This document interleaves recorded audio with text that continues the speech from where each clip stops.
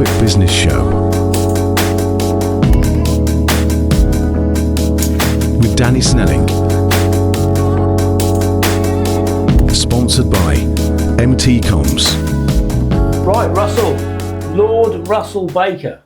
Yes, Danny Snelling. Lord Great to be Russell in Baker. your studio today. I'm honoured and privileged. It's a big privilege for me too, actually, to be honest. It's wonderful. Great to be here.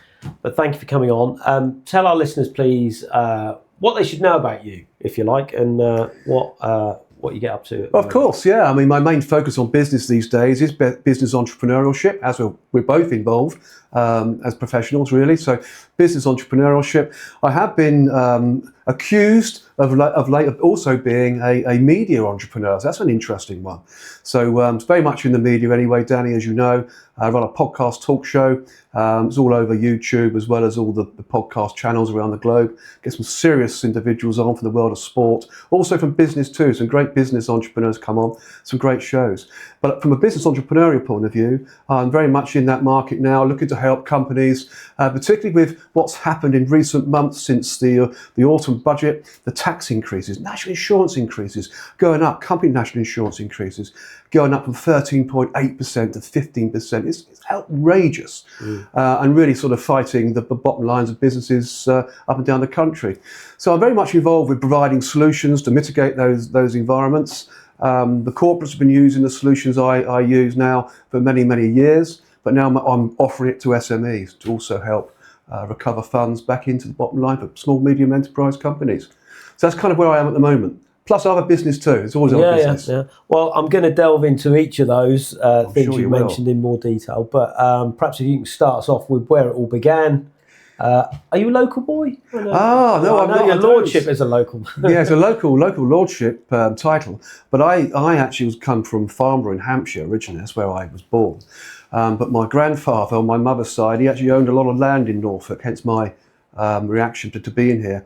And I do remember when I was a youngster, my family saying, oh yeah, your grandfather, he's a multi-millionaire, he owns half of Norfolk. Well, that wasn't true.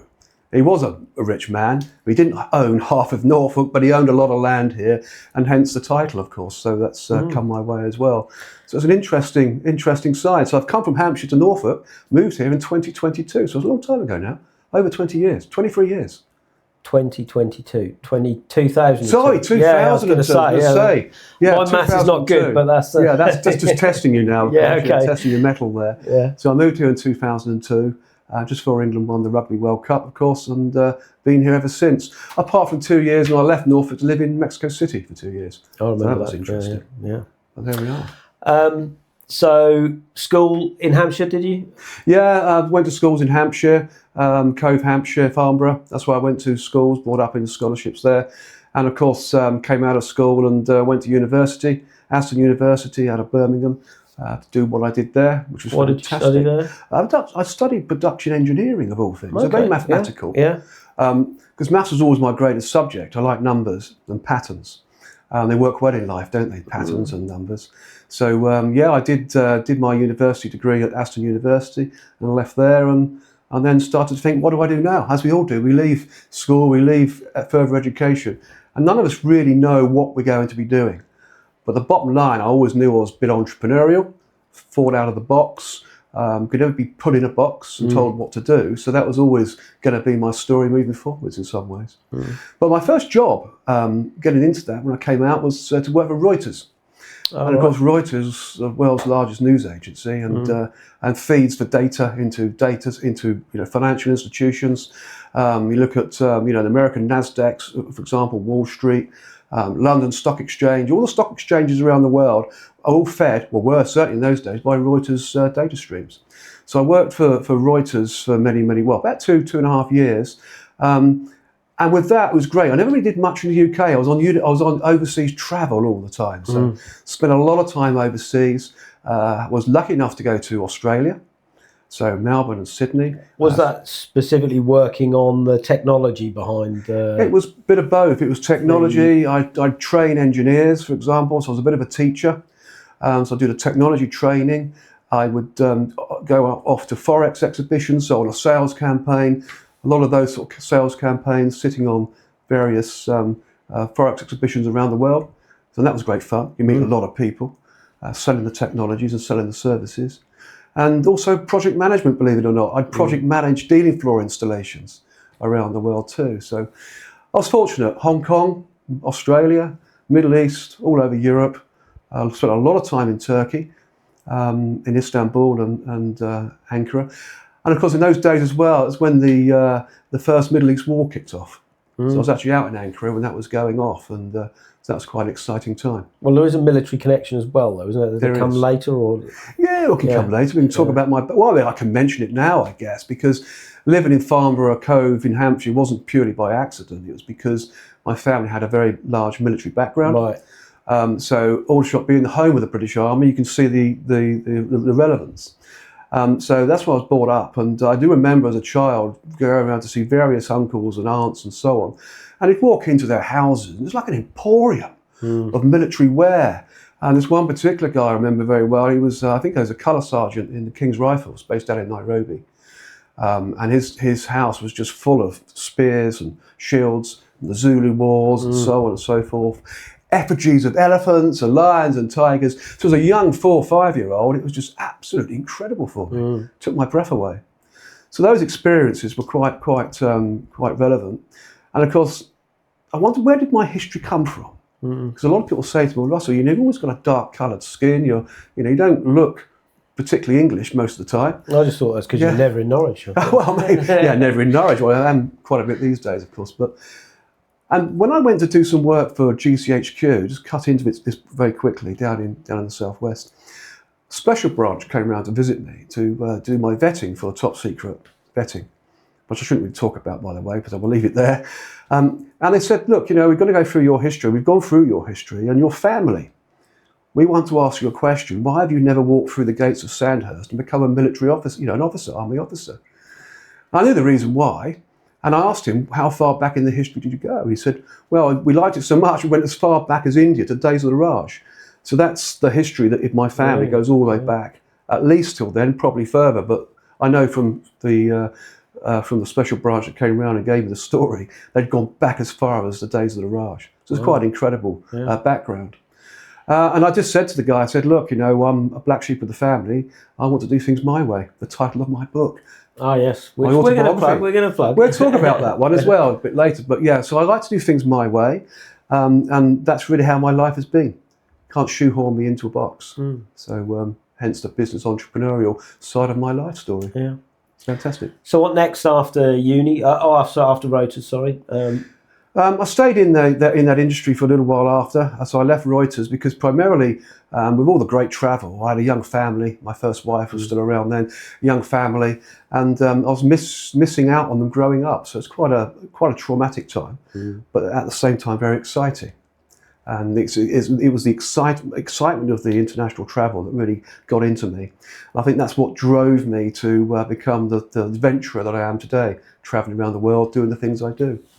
But after Reuters, I decided to go into self-employment. So I became a contractor.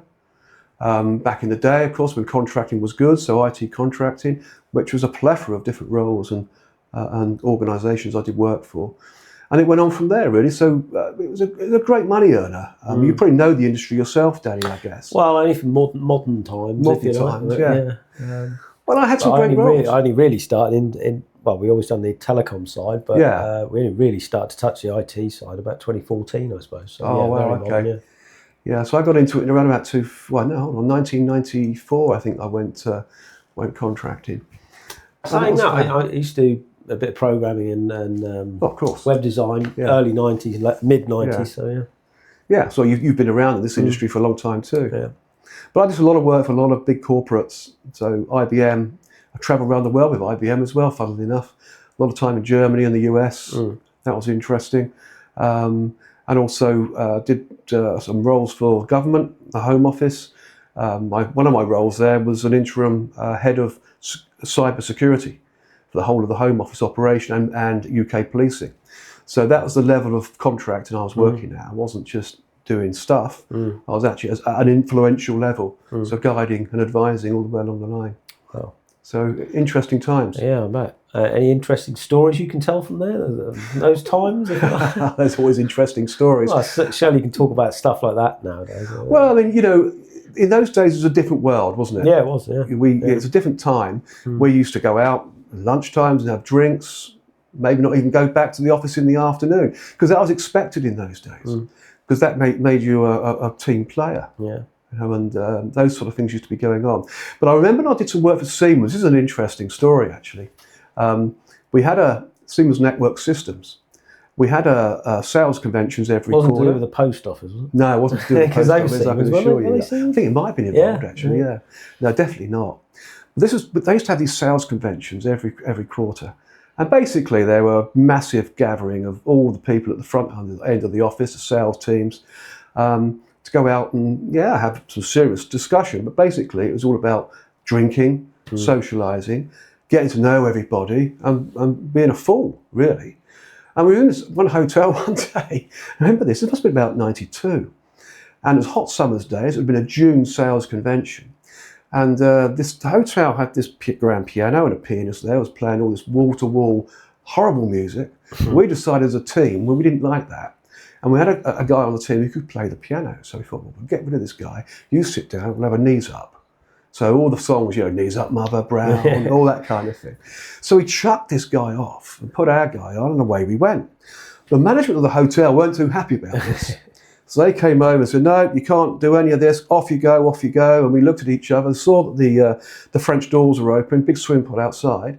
Got hold of this grand piano and just wheeled it straight out the door and straight into the swimming pool. I mean, they were what we could call high jinks, but that's what was going on in those days. Yeah, maybe not these days. You get arrested. Couldn't get away with it these days, could you? So times were different. You could think for yourself. You could engineer situations. You could do business in the way you wanted to do business. Engage with people in a nice way, and have some fun. It was a lot of fun. It's not like that anymore. So did you keep the contract work going for many years, or? Yeah, I started. I kept it going for quite a while. I had little breaks in between. But I came out of a contract, when was it now? 24, last year. I had a 2-year contract with the National Grid working on National Grid stuff, Cyber World, Your World, Danny, as an advisor and a guide of both UK and US side. So that was a 2-year contract. And at the end of that, I decided enough's enough. I was already working on my other business entrepreneurial side. So it was a switchover. So I was already doing stuff, what I'm doing now, even on that contract. But the obvious thing was to drop and switch to what I'm doing now. So good bit of marketing forward. Shall we delve into that? What is it? What do you do for businesses? What are you business owners? Well, let me go back to the beginning of all of this. About 15 to 18 years ago, something like that, Morrison's, the supermarket chain, had a big problem. So what happened was one of their key employees or leaders within Morrison's fell out with Morrison's, left in unceremonial circumstances, burnt all his bridges, and in doing so decided, I mean, it's a crazy thing, decided to take all the employees of Morrison's details, personal details, home address, telephone numbers, email, you name it, was all there, and planted onto the dark web. Well, it didn't take rocket science to work out who it was. So obviously this guy got arrested, got taken to court, found guilty, and did eight years in Her Majesty's pleasure at the time, of course, in prison. Well, what happened after that? All the employees of Morrison's, I'll get to this, is a long story cutting it in, but all the employees from Morrison's decided to take class action. So this case went forward, the employees won, and Morrison's had to pay every employee £8,000 each. So if you work on the amount of employees that Morrison's had at the time, that's a huge amount of money that they had to suddenly find to pay off this court case. The likes of Tesco's and Sainsbury's, and I use this very closely because it is the supermarket chain. They looked at this and thought, we can't let this happen to us. So they've both done this. For Tesco's in particular, they then formed another company using an SPV, which is Special Purpose Vehicle, which you've probably heard about, and renamed it Tesco Stores Limited. They moved all their employees out of Tesco PLC across to Tesco Stores Limited, using Tupe as the legal measure to do so. So all those employees kept all their records, all their pensions, employment records, everything all stayed the same. But they now worked for Tesco Stores Limited. So the point being is that if a class action ever happened like I've just told you about with Morrison's, the employees then would only sue or launch an attack against the SPV, which is Tesco Stores Limited, which didn't have anything. So Tesco's PLC, with all the main infrastructure and the money, that was protected. And Sainsbury's did the same thing. Now that's an interesting part. And a lot of the corporates in this world, particularly in the UK now and overseas, have been doing a similar thing, using SPVs. So what I now do is I offer that same structure to small, medium enterprises as well as corporates. So we start off with annual payrolls of say £200,000 per annum. We've got solutions for that, and upwards, all the way up into the multi-millions. And the point being is, when you look at what's happened now last year, particularly with the autumn budget, shocking autumn budget, where national insurance increases were put onto the companies in a very large way. So already high at 13.8%, suddenly launched into 15%, which came into operation just this month, just last week, in fact, a new financial year. And it wasn't just that increase to 15%. What they also done is lower the thresholds of when national insurance is paid from a company perspective from £9,100 down to £5,000. So in fact, the actual national insurance contributions at a company level kick in much sooner. Yeah. And it doesn't end there, of course. It's suppliers. It just doesn't end, does it? Doesn't end. Yeah. So I've got now products now that compensate that. So solutions that we like to discuss with companies, or I like to discuss with companies, to see which one fits their purpose, their culture. If it's purely financial. Can you go through like an one. example? Like you say, if you're starting from payrolls of 200,000, what would you do for that company? What would you recommend? What would you? Well, if it comes to 200,000 upwards, say to 1 million, up to 2 million, there's a product I have which is well known in the industry now, and its terminology, business payroll rebate, BPR. That provides a fantastic cash refund, and what it works on is it's balanced. It tracks the 50% of the company national insurance contributions. So at 15%, it now pays 7.5%. 7.5% back to the business based on their annual payroll. So if you're 1 million payroll, that's £75,000 you can get back through being part of this solution. It's free to get involved as well, so there's little cost to get Any involved. risk involved in, or No risk at all, no, because it's using a tried and proven methodology in terms of the SPVs, special purpose vehicles, which have been in existence for a long time. Corporates have been doing it for a long time. As an example, our very own Lord Sugar, Alan Sugar, he runs a similar service as I'm involved with. But he doesn't pay as much, but he operates this way as well to companies, mainly at a corporate level, but will take on SMEs too. But his return isn't as great as what the return is that we offer. So at 7.5% of an annual payroll on this particular solution, plus also business benefits in terms of the employees. We give them a benefits package, money off at the pumps, money off at Tesco, Sainsbury's, Marks and Spencer's. So with employees struggling these days, we're all struggling. I mean, I'm struggling. I don't know about you, Danny.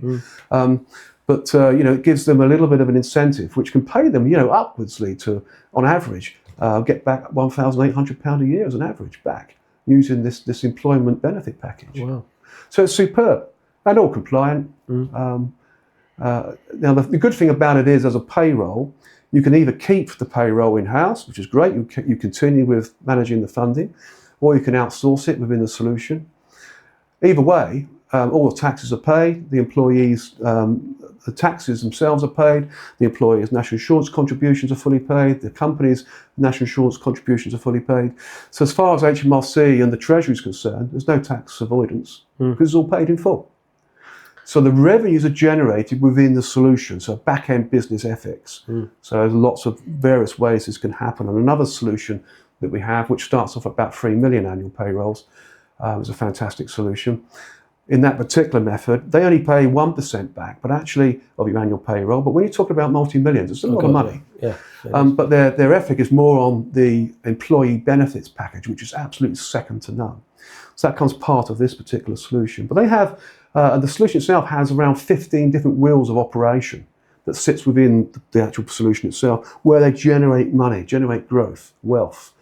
So that's how that company makes money. And at the same time, they're able to offer 1% back to the client company for joining. So it's a good situation all round. Yeah. It is win-win. So presumably that's what you're after. That's what you're looking for. You're looking for companies with those sort of payrolls. And what would you? I guess there's some scepticism there. You know, what would you say to that? Is it? You're going to get scepticism. You're going to get people saying, "Look, you know, is this a scheme?" Well, no, it's not a scheme. It's a solution. They've been going for a long time. These type of solutions have been around for a long time. So the one that pays 7.5% has been in business now for 10 years. It's for UK companies only. They're based in the UK. They're a payroll, business, but with this back-end business feasibility. So they've been going for 10 years, and they've got big corporates involved, so Tesco's being one of them, SMEs. I'm personally dealing with a lot of football clubs at the moment to get them to join up. I'm dealing with a whole raft of different business types across the UK. They range, some of the solutions they've got, or some of the business they've got entwined now onboarded, range from manufacturing. There is a football club already onboarded, manufacturing, there's solicitors, there's accountancies, you name it. Many SMEs and corporates involved, which says everything in itself. But we've also got an advisor, ex-senior HMRC corporate tax advisor we use as part of the solution to advise and provide the knowledge to the client company as to why it's not a tax avoidance or tax evasion scheme. It's as simple as that. And it can't be evasion because it operates in the UK. There's no outside money transfers. So certainly evasion is not there at all. And there's no avoidance because every cent is paid to the Treasury. So there's no avoidance of tax. It's all paid to the nearest penny. So they're good solutions. Yeah, and it doesn't sound like anyone loses apart from the taxman. No, well, the taxman doesn't lose either. He gets everything. He gets everything. It's just the cleverness around the way the business operates and how they generate wealth within. That's how it comes about. And they're able then to offer these wonderful percentages back to the client company, which is good news. That sounds fascinating. And really, with the national insurance hikes, this is great mitigation to any company, any SME in particular, that's struggling out there. This is a perfect example of a solution they should consider. Really good. I'm intrigued. Yes. As I'm sure lots of our listeners. Yeah, they will be, I'm sure. What else are you up to? And podcast, let's go with that. Where did that start? What kicked that off? And you asked me the same question before we pressed record, but why did you start one? Well, I started because, Danny, as you probably know, I know a lot of people, not just in the UK, globally. I've got a huge contact list, which is a fantastic thing. And I've done a lot in sport, particularly before COVID. I was putting on events here in Norfolk with darts, with all the big darts players. I was putting on events with snooker, Ronnie O'Sullivan, Judd Trump, Jimmy White, all these guys, Steve Davis, who I'm good friends with. In fact, Steve Davis is going to come on my podcast show. Nice. Hopefully when the world's on. Tell him to come on here while you... Fantastic. Bring him in here as well. So all these people I've known in sport, it's kind of generated a real feeling of, I've got to do something with this. And people kept saying to me, do a podcast show, Ross. You've got so many people. It'd be fantastic.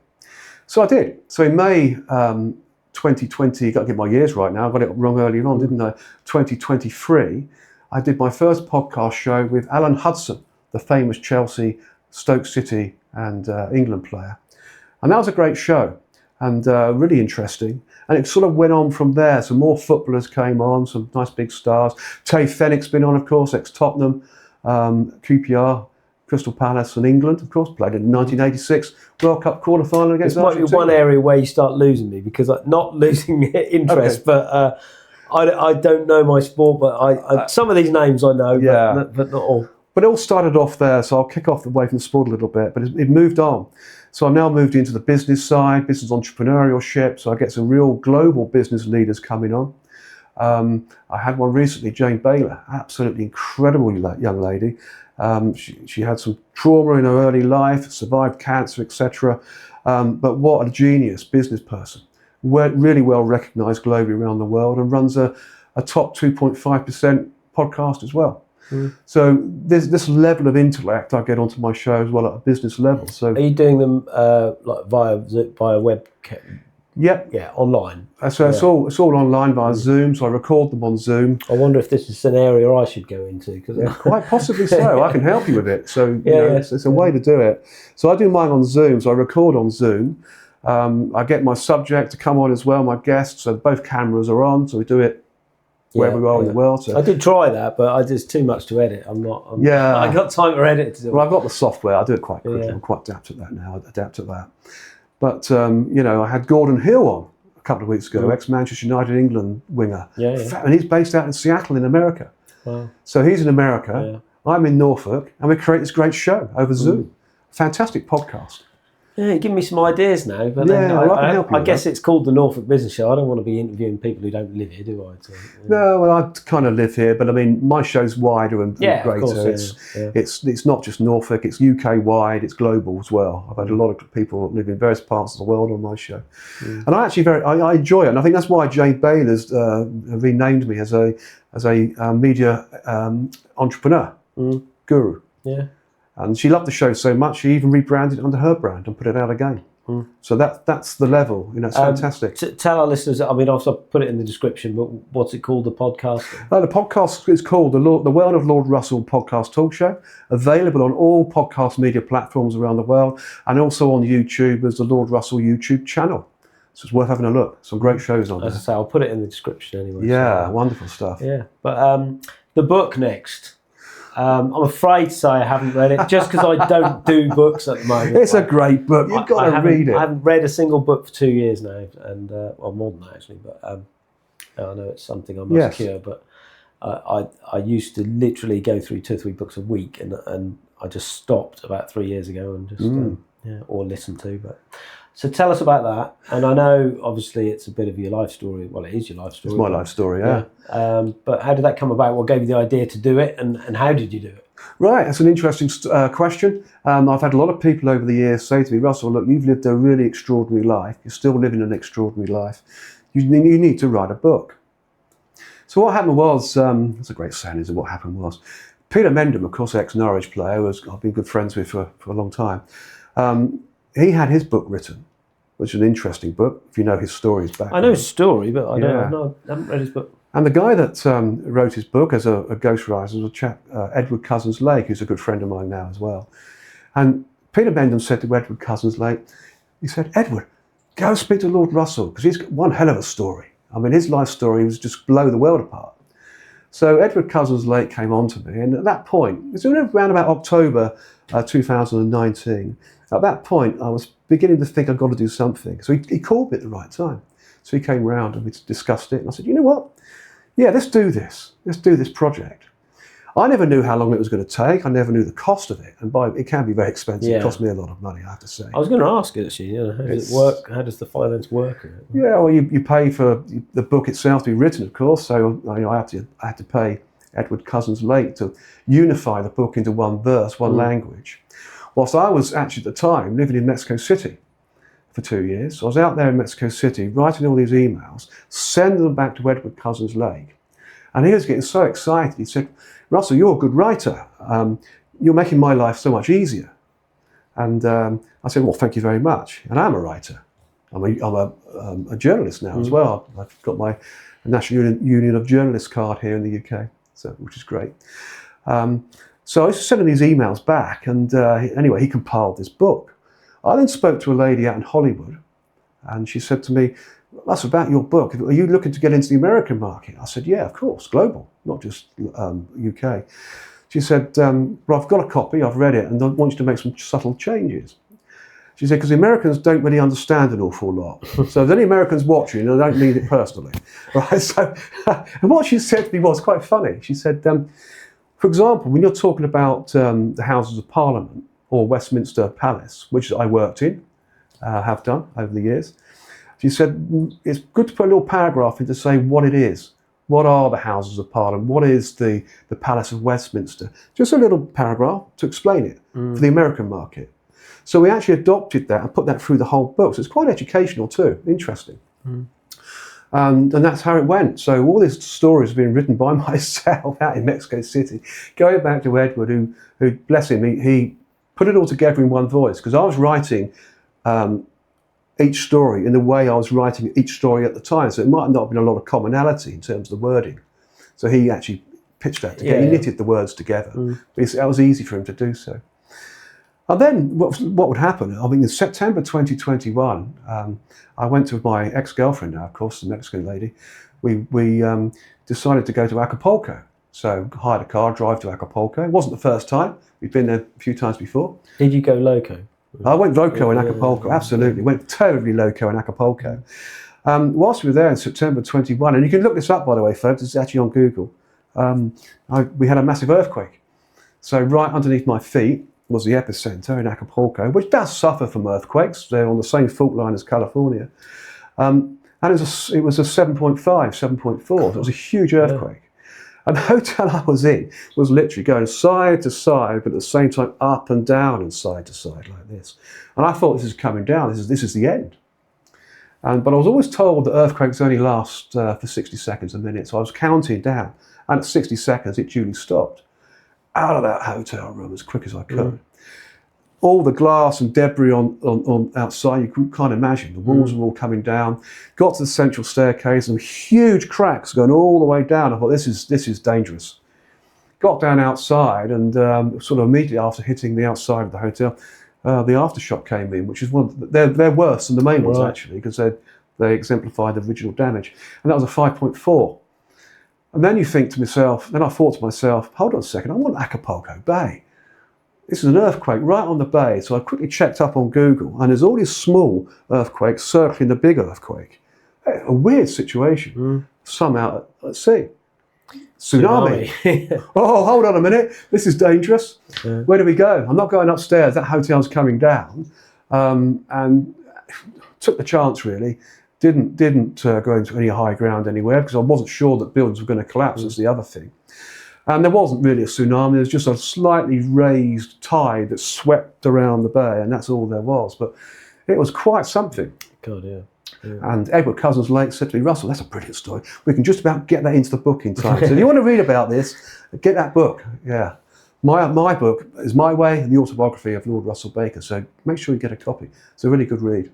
I promise to do that. I will do that once upon a time. Well, it's about the my next life book I story. read, in fact. Get it on your list. Get it on your birthday list, your Christmas list. But it's about my life right from the word go all the way through to the earthquake. And when it got published in December 2021, there's possibly going to be a second book, because I'm already doing things now to create another book. But the story is interesting because it's got business in there. It's got my worldly travels. It's partly James Bond-esque as well. There's some stories in there about some of the things that I've been involved with internationally, which will scare the daylights out of most people. I can tell a story if you want. Yeah, go for it. Yeah, Shall I tell a story? Please do. Yeah. Oh, well, here we are. This was in Bulgaria. I was working with Reuters, and I flew to Bulgaria via Sofia, and then an internal flight from Sofia to Varna, which didn't exist, by the way, because this was in 1990, and the Russians had stopped supplying aviation fuel to the Bulgarians. But there was the odd flight. So I sat in this dirty departure lounge at Sofia. For about 5 hours, this plane duly dropped by, an old Russian twin. Do you know what? You've actually told me this story. It was when a load of us went skiing. Did I really? And we went to Sofia, or we landed at Sofia and went skiing in Bulgaria, our lunch club lot. And I remember you saying, "Oh, last time I was in Sofia." So carry on. Sorry to interrupt. But I remember you telling me this. Yeah, and I didn't have a ticket because the ticket I was provided with by head office Reuters didn't exist because the planes didn't exist. So I had to rush up to this counter, buy a ticket for this plane. Some Bulgarian just beat me, and I was quick on my toes in those days. So I was like, "Ooh, how did you beat me there?" Anyway, I got my ticket, and it was something in their local currency, and I quickly worked it out. It came to £3. I thought, no, I've got the sums wrong. So I did it again, £3. That's right. When I got on the aircraft, I could see why. It was an old Russian twin prop, probably had more crashes than any other aircraft in the skies. It was a domestic flight, not an international flight, so therefore it wasn't subject to international rules. Anything could happen. Do I get on that flight or not? Well, I did. And it was an awful journey. Got to Varna, got to the hotel, and duly booked my return flight, which was the same price in the Bulgarian currency as what I had to pay, but they wanted £10. So I knew my £3 calculation was right. But I did not want to go back on that flight, so I got invited to this party, as you do, When you mingle with various individuals at these Forex exhibitions. I got invited to this party. Got on this coach, off we went to this big palace, massive palace. All the wines were coming in from the vineyards, Bulgarian wine. I have to say it's fantastic, by the way. Those that don't know about Bulgarian wine, you'd never know because the Russians kept it to themselves. They drank all of it pretty much, but now you can buy it. And all the food on the tables was amazing. Caviar, you name it, is all there. Nothing outside in the streets, nothing in the shops, but this food was there. And this guy approached me. He introduced himself as Mr. Farr. I'm an Eastern European businessman. Read into that what you will. And he showed me around the palace. He said, well, 6 months ago, President Gorbachev, the Russian president, stayed there. I'll show you his room. And we got talking. And we actually got on very well. We had a good conversation. Anyway, he said to me, how are you getting back to the UK? I said, well, I'm flying back this Friday. Oh, you're flying back? I said, yeah. I said, but I don't want to go on this old Russian plane. I told him the story. And Mr. Farr said to me, well, how are you going to go then? I said, probably get a train. No, he says, don't get a train. You'll get mugged, murdered, shot. It's full of villains. I thought, okay, fair enough. He said, but I'll tell you what, I can pick you up on Friday. I'm going to Sofia on my private jet. Come with me. I thought, perfect solution. I mean, you can't beat this, can you? Anyway, to cut a long story short, on that Friday, I came down with my luggage. And there's these two honchos in the lobby there waiting for me. Ah, is it Russell? I said, yes. Ah, nice to meet you, sir. All very polite, ties. You knew what they were. And we walked out, big limousine. Mr. Farr was in the limousine. They opened the door. I got in and had to sit in the middle. The other guy got in that side. And the guy that got into on my left-hand side, I'm now penciled in the middle. This doesn't feel comfortable anymore. And as he's coming, his jacket opened, there was a shooter on his side. So I thought, that's interesting. So anyway, I thought, am I going to Nirvana?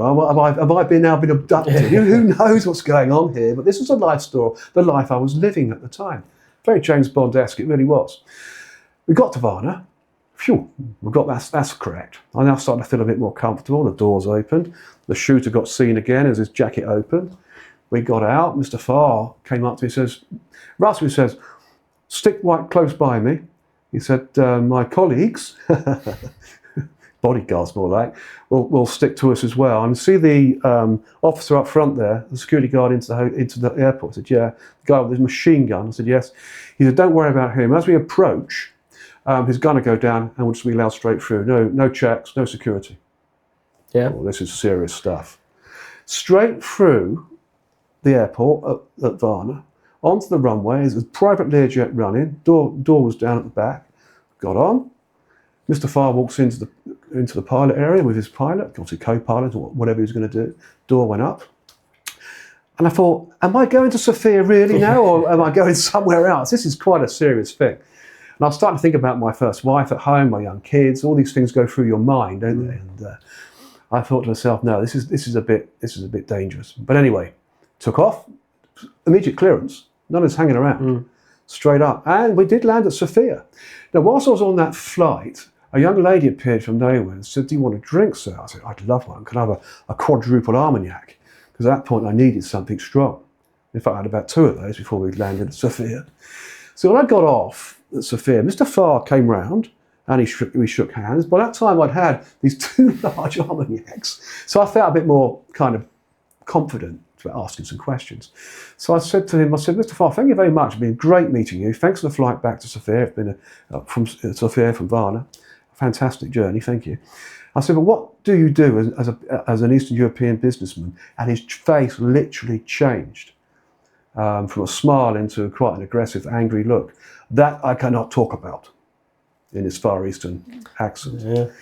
And straight away I knew he was mafioso. He was a king mafioso situation. This was mafioso king.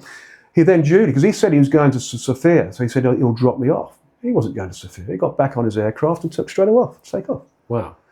That's a true story. Yeah. And when I told people at Reuters about that, they looked at me, Russell, you can't be doing these things. I said, it's not me, it's what happens when I travel. These things happen to me all the time. Just makes you wonder, what was he after in exchange? Yeah. Wait, surprised you didn't get a call a few months later. Yeah. You know, that favour I'd done for you. We just got on at this party. Yeah. We laughed, we joked, and he's actually quite a nice fella, really. Got on quite well with him.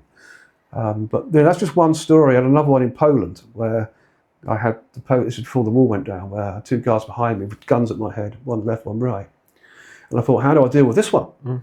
Straight into James Bond mode, very calm, talk my way through that one, and then I was out. But in that instance, I always felt I was being followed. I mean, crikey almighty, you wouldn't. These are stories that not many people ever get to experience, but for some reason they seem to come my way. Yeah. And they will continue to do so as well. I hope so.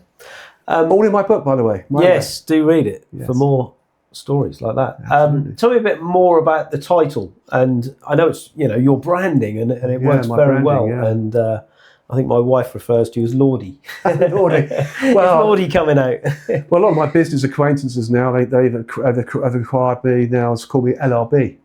So Lord Russell Baker, they call me LRB. And that's fine, because that's just, we're together, we're jovial, we're doing business, so I don't mind that so much. But my branding is Lord Russell, of course it is. And all the colours around my branding as well, the orange, my famous orange jacket, and the blue, that's all part of my branding. It does work as a branding, it really does. And I know you've done lots of charity work, and, and it all helps with that.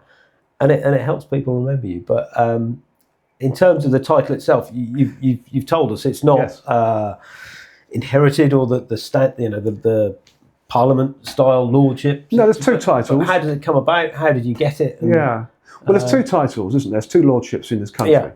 The first one is peerages, which are life peerages, and that all changed in 1992 when Tony Blair did the reformed the peerages in the House of Lords.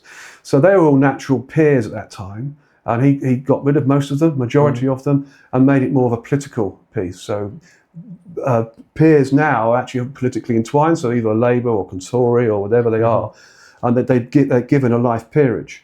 Now, a life peerage is literally that, a life peerage. So once they pass away, that title disappears and it's given to somebody else. Yeah. So whoever's who's controlling the government at that time will probably give it to one of their associates that supports a Tory reform, maybe. Or Labour, or whoever it's going to be. So that's the peerage side. I'm not a peer. No. Now, I've been in the House of Lords a few times. I worked in the Palace of Westminster, did a lot of consulting work there. So I did a lot of work with the Speaker of the House, the editors of both Hansards, who produced the daily outputs for the Hansards magazines for the House of Lords and the House of Commons. So I've been there many, many times and done an awful lot, and actually also spoke to quite a lot of the actual Lords at the time as well. And drunk with them in the Lord's Bar. It was wonderful. So a lot of that was going on. So my title isn't a peerage. I'm going to make that very, very clear. A lot of people think that I am a peer. They go and check on the peer list, can't find me. Oh, you're not a Lord, Russell, because I don't appear on the peerage within the House of Lords. Yeah, you're right, I'm not. So my title's manorial. It's a manorial title. It's inherited and it's inheritable. I have 100% corporal rights for that title. And I use it as part of my brand. Initially, of course, raising lots of money for charities here in Norfolk, which I did before COVID. So that's an important aspect. It opened doors for charities. So I wasn't just out there running the usual thing, marathons, half marathons, which I did. I was fitter then. I don't think I could do it now, by the way.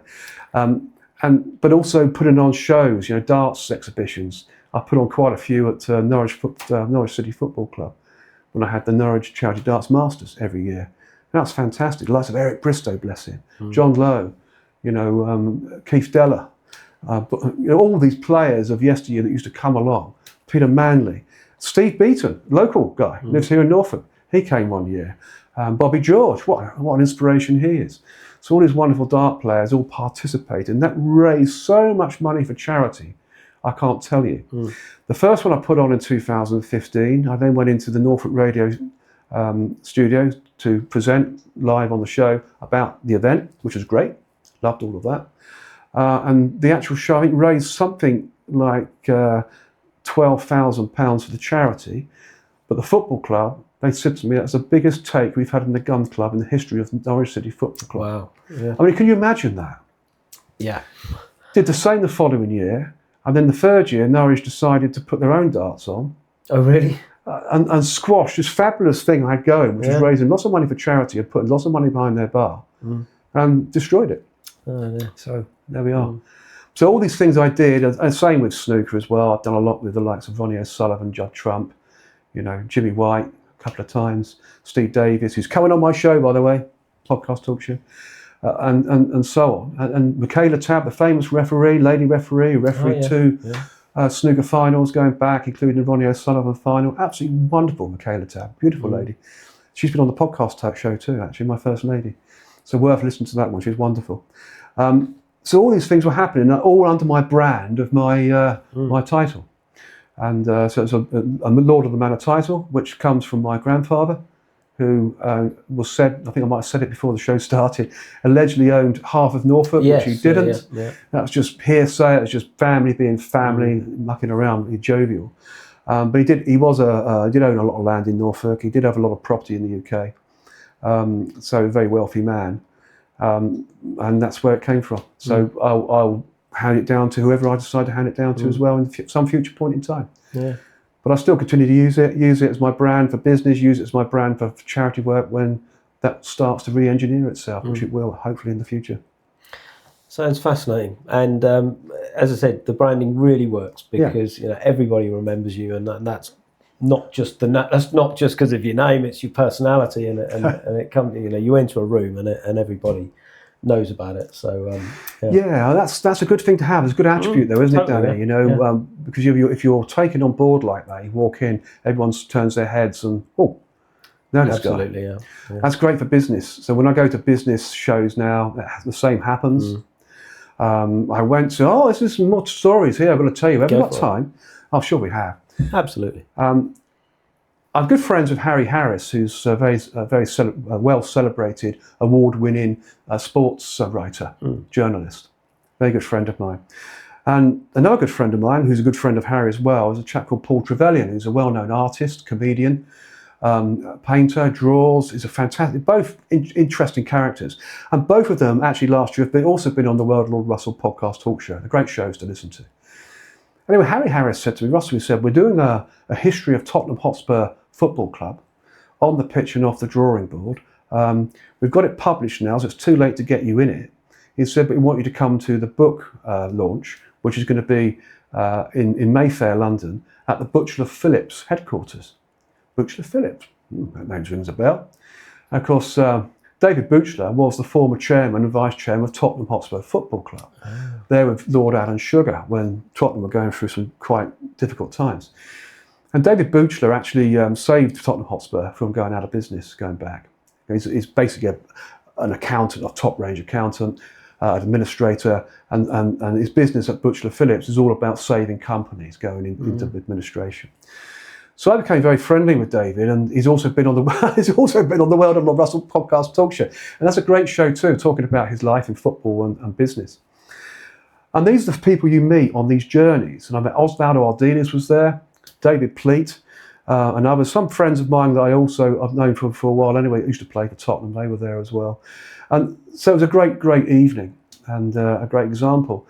And then Harry Harris famously said, "Look, we're doing a history of Chelsea Football Club on the pitch and off the drawing board. I know you know a lot of Chelsea players, Russell, and you've done some podcasts with some of them." I said, "I have." He said, "Get you in the book." So this book was released actually a few months ago, and the history of Chelsea Football Club on the pitch and off the drawing board. And Harry's very kindly given me 6 full-colour pages within the book. Incredible, all about myself as a podcaster, as a broadcaster, and as a writer, and also advertising the podcast talk shows I've done with some of the Chelsea players, which is fantastic. Awesome. Which is Alan Hudson, Teddy Maybank. I had Steve Wicks on recently as well. John Boyle's been on. Fantastic. And a future show I've got coming on in May next week, I've got Ross Wilkins coming on, the son of Ray Wilkins, and we're doing a tribute show to Ray Butch Wilkins in the middle of May. What a show that's going to be. Yeah.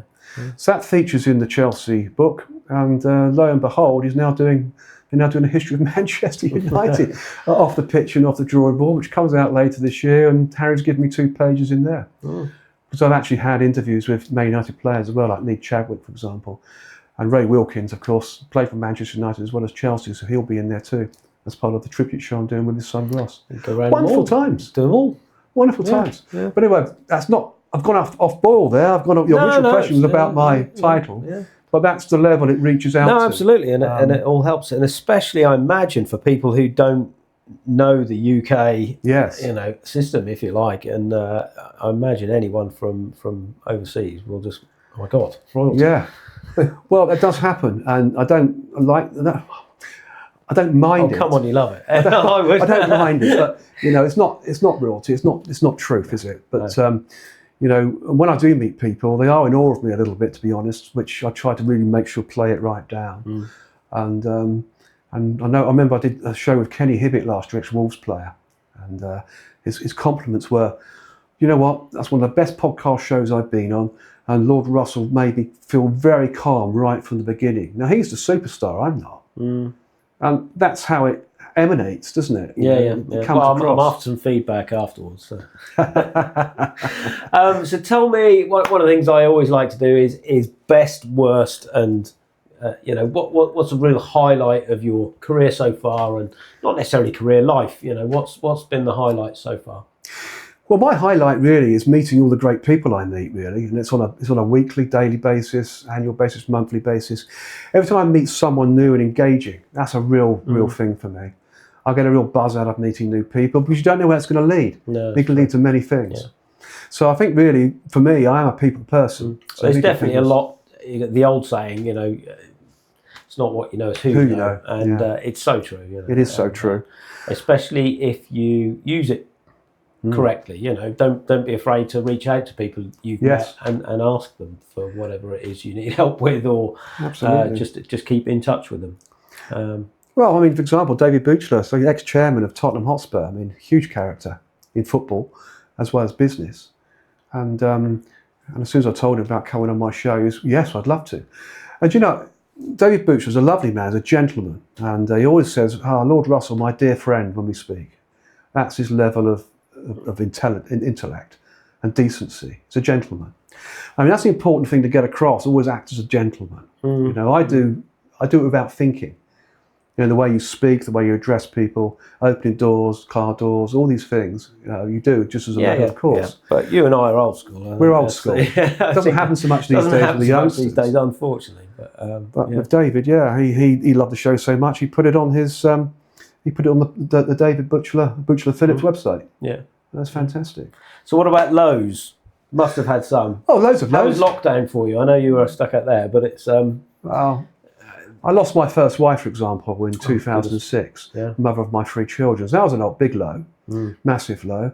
In fact, I had suffered 3 immediate deaths in my family in a few years. My brother passed away, I think, in 1998, my father in 2000, and then my first wife in 2006. So in 8 years, it's 3 key people that we've lost. And they ultimately are the big lows, aren't they, in your life? They are, but do you think it's turned you into what you are, Yes, maybe a better person, because it's made me think in a different way, in a more of a positive way, because you get positivity out of these lows. Oh, absolutely. And it makes you a better person. These kind of things make of the man or the woman the person that they are. And blend that with international travel and other experiences, you become quite a grounded individual. You can stand up anywhere and do many things, can't you? So it makes you appreciate life better, doesn't it? Certainly does, certainly does. Things like that. Yeah. So I've had those lows. COVID. Well, I never really experienced a low of COVID because I moved out to Mexico with my Mexican girlfriend in January 2020. I had to fly back because I had this snooker show on in the Ipswich Corn Exchange with Steve Davis, Jimmy White, Michaela Tabb, and so on. And it was a wonderful thing. And it was the 29th of February, so it was a leap year that year. Flew back, did the show, left, great show, wonderful show. And then about a week later, flew back to Mexico City with no intentions of coming back for at least 2 years, which was correct.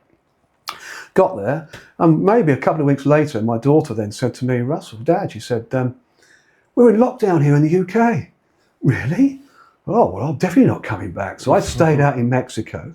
And I actually remember speaking to you when you were out there. Or video calling or whatever. Great time, and Mexico's a big country, by the way, full of culture and history. A lot of people say, it's too dangerous, I couldn't go there. Well, it's no more dangerous than London or anywhere else in the world, let's be honest. And I've travelled, you probably have too, Danny. And I loved Mexico City. I felt very much at home there. I used to cycle around on a push bike, cycle to the Olympic Stadium, cycled to the Azteca Stadium, the famous Azteca. Oh, great stadiums. Went around the country to see other stadiums as well. So that was all good stuff too. But actually hired cars and drove north, south, east and west, the Caribbean side, Acapulco, down south, north, up into Durango, the home of the Scorpions, and beyond, up into the vineyards, one up in California, Baja, one on the American border. A great experience. And then also, I was able to fly where I wanted from Mexico City because COVID didn't apply so much. Yeah. So I took my girlfriend at the time in June 2021 to New York City. So from Mexico City to New York City, a great time. It's quiet, wonderful. Horse-drawn carriage, romantically done, around the great park there, and at 1 o'clock in the morning. Incredible. Yeah. All those experiences, and then came back. Now, you couldn't get a flight from the UK to America for love of money. They wouldn't let you in. No. In fact, they wouldn't let you board the plane at Heathrow, Gatwick, or wherever you were flying from, unless you lived in America or had family there. But I could fly from Mexico City to New York. Yeah. So that puts COVID into position, doesn't it? The different rules that were going around globally. So COVID didn't really hit me. And then suddenly, I think around about September time, 2021, Mexico got the red flag. It was put into the red zone. So if I did come back, I'd have to stay in one of those awful government hotels for 14 days or 10 days, whatever it was. There's no way I was going to be imprisoned. You must be joking. And then it got lifted all of a sudden. COVID all suddenly started to disappear, didn't it, globally? It was dropped out of everyone's conversations. And my relationship saying wasn't working out, so I flew back in January 2022. Oh, actually, I think I remember you coming back because you asked me to look for a property. That's right, I did indeed, yeah. So I sold my house here whilst I was away, and I didn't want to buy another property here. And the property market's just collapsing now, and it will continue to do so. As you know, you're in it yourself, Danny. Absolutely. So I didn't want to invest here. So I rented. So I phoned a friend of mine up, ex-footballer. I had to be a footballer, didn't I? And I said to him, look, I'm stuck in Mexico. I've sold my house. I can't come back until I need somewhere to go. He said, Russell, come and live next door to me. There's a place come up. So that's where I now live. And that's Robert Taylor. He played for Manchester City, Gillingham, Norwich, but Brentford. In fact, Robert Taylor is more famously known for scoring the winning goal for Manchester City to get them promoted to the Premier League. There you are. Fantastic. Still over my head, I'm afraid. Still over your head, but sport things I'll I take remember. your word for that. So perhaps leave us with, we've touched on it before, what you're after now. I know it's perhaps high turnover companies with quite a few employees. Yes. Just looking to earn some money from that, wasted money, if you like. Well, that's my new business model now. So it takes me into the life I want to lead. Yeah. I don't have to. I can be anywhere in the world to operate, and it's a non-retirement aspect for me now. I can just carry on doing it and not worry about. Well, we've touched on this again. Yes. We've said that. I think before the camera was rolling. Yeah, I think it was. Never ever retire. I think we're both of that opinion. But I take it.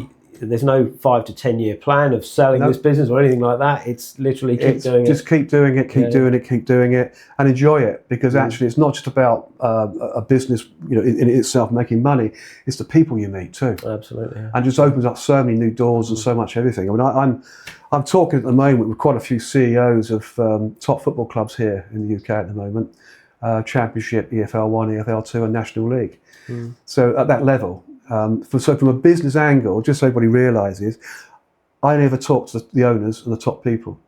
So I engage with CEOs, chairmen, CFOs and owners. That's how I do it. I don't do anything underneath that. And that's the best business proposition you could come up with because they're the real decision makers. Of course, yeah. They understand the onions that their business are wrapped in, the layers. So that's what I do. And so I meet lots of chairmen of football clubs and real core big businesses, corporates, as well as SMEs. So what I'm looking for, particularly as we're on the Norfolk Business Show, is for Norfolk businesses to get in touch with me. It doesn't matter how big or small you are. If you've got a annual payroll of above £200,000 a year, then I can help you out. We can sit down, we can discuss the value, what that can bring back to you as a business, financially as well as, not just financially, as giving benefits to the employees as well.